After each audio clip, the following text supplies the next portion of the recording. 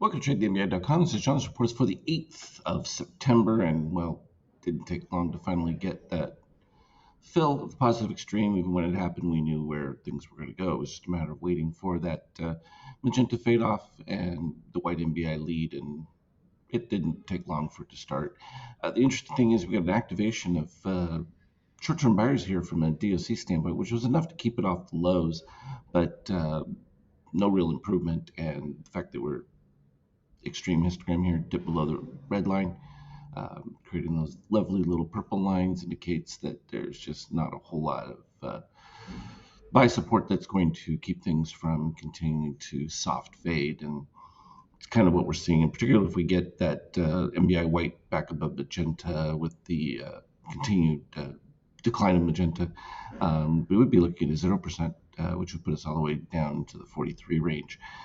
Nothing seems active at this particular stage, and we're also getting a full reset here of our DOC red and green from midterm, long-term buyer standpoint. So no reactivation yet from the new fund money, clearly on the sidelines at this particular stage. And probably a lot of that is the data that's coming through and the potential inflation changes. So there are definitely the same problems that have existed. Is just now becoming a little bit more difficult to justify the risk aspect of it when you can obviously be in treasuries for guaranteed return at this particular stage.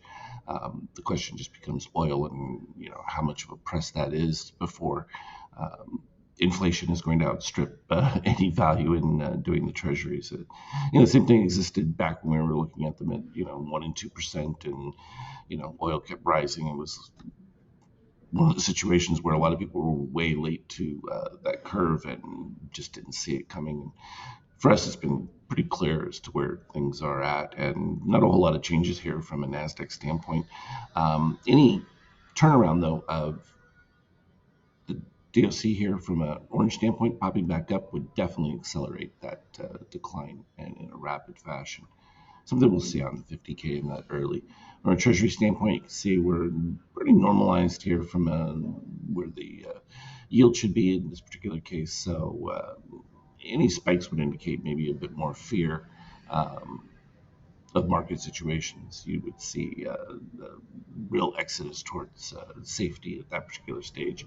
And we're not seeing any movement in like crypto or things like that, which would suggest that there's some kind of worrisome calamity on the horizon. But rarely do they get that ahead of time. Usually it's just a pre-pump build. But oil remaining in these elevated areas definitely is a push on inflation. It means the Fed's not going to change their position anytime soon, which is something they said they weren't going to do. I think this just adds to the reality of that situation. There's not going to be any doubt whatsoever. They're still holding the euro up quite well.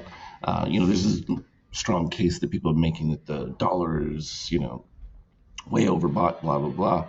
Well, the problem with that is you've got to have some kind of support in another currency that would justify wanting to be in it. And at this particular stage, you really want to go into a euro because you think the dollar is overbought, but there's no change in the eurozone.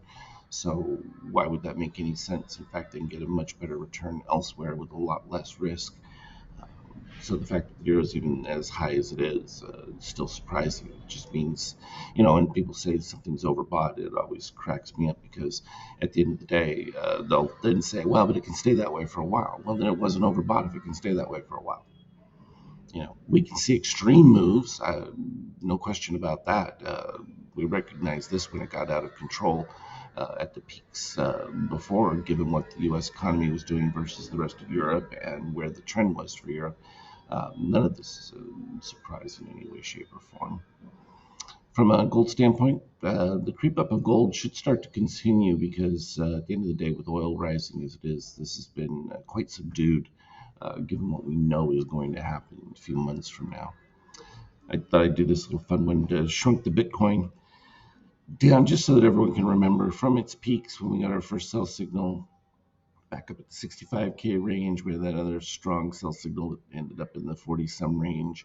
And this most recent one right up here in the 32 category. It's been a bit more of a modest drop, but at this particular stage, it's not quite done, so we don't know the extent of how far it's going to go. Though we do have positive extremes going all the way back into the 19 category. So worth noting. What is that low? 19.2. It has its effect. It just sometimes takes a little while, particularly when you have individual either currencies and or um, stocks that will are more thinly traded. It takes them a little bit longer to make those moves simply because of the limited quantity.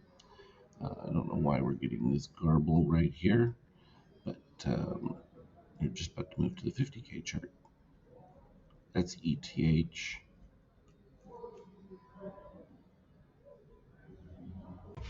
All right, we got that to catch up here, and then ETH, absolutely no activity whatsoever.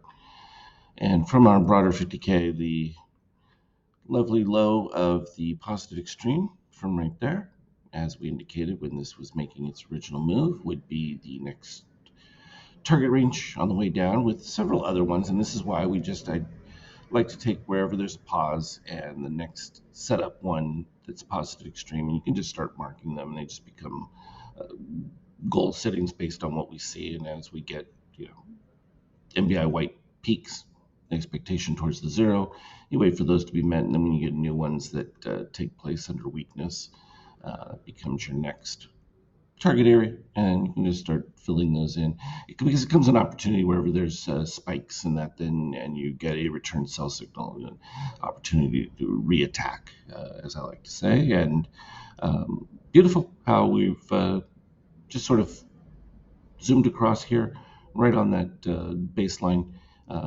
Nothing's real changed from that. We would expect revisit down to that 44.34, given the white MBI spike, particularly if we maintain the magenta dip. It just held up a little bit longer during that, and now we're seeing that brief fade into it at this particular point, which is interesting. And we're at positive shakeout here, and if that begins to roll over, that would be another wave moving down. So we had the nice buildup, so that means there was plenty of new pop into this. So buyers are just being met with plenty of sell within this range, which is an interesting one. If we look at the current setup, this is what's been taking place in the pre-market before the open.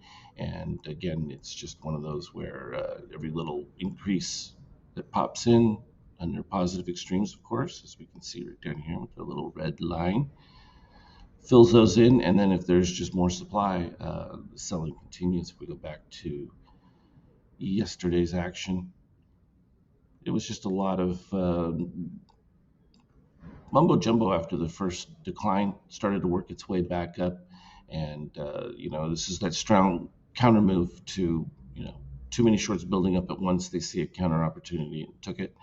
That lifted things up. But as you can see, we've just filled it right back down to the bottom of that case. So it wasn't anything too surprising. It's just again, difficulties for bulls to get a foothold of any kind that's sustainable at this particular stage, and given what we're seeing from the readings, that makes sense. That's the long and the short of it for now. As always, though, trade well. We'll talk again later. Look for me on Skype chat.